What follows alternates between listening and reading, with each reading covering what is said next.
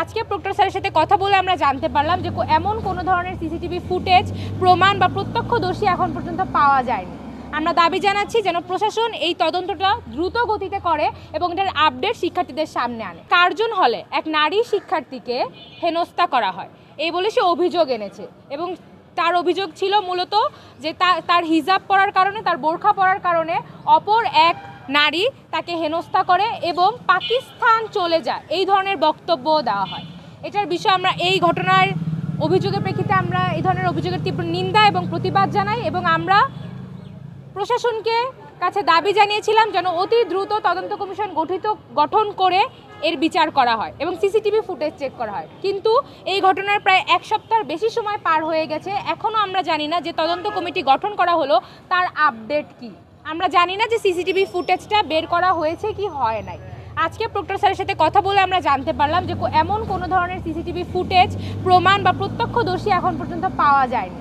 আমরা দাবি জানাচ্ছি যেন প্রশাসন এই তদন্তটা দ্রুত গতিতে করে এবং এটার আপডেট শিক্ষার্থীদের সামনে আনে। আমরা আজকে আমাদের বিশ্ববিদ্যালয়ের প্রক্টর স্যারের সাথে দেখা করতে এসেছিলাম এবং একটা স্মারকলিপি দিতে এসেছিলাম। আমাদের স্মারকলিপির মূল বিষয়বস্তু আমি আপনাদেরকে বলছি।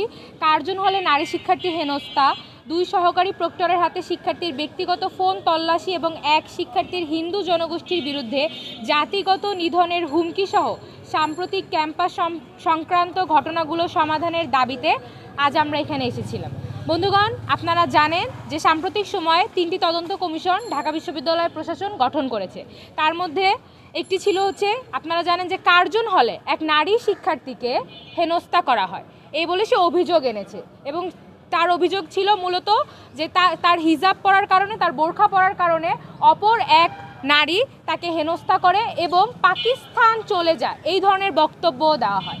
এটার বিষয়ে আমরা এই ঘটনার অভিযোগের প্রেক্ষিতে আমরা এই ধরনের অভিযোগের তীব্র নিন্দা এবং প্রতিবাদ জানাই এবং আমরা প্রশাসনকে কাছে দাবি জানিয়েছিলাম যেন অতি দ্রুত তদন্ত কমিশন গঠন করে এর বিচার করা হয় এবং সিসিটিভি ফুটেজ চেক করা হয়। কিন্তু এই ঘটনার প্রায় এক সপ্তাহের বেশি সময় পার হয়ে গেছে, এখনও আমরা জানি না যে তদন্ত কমিটি গঠন করা হলো তার আপডেট কি।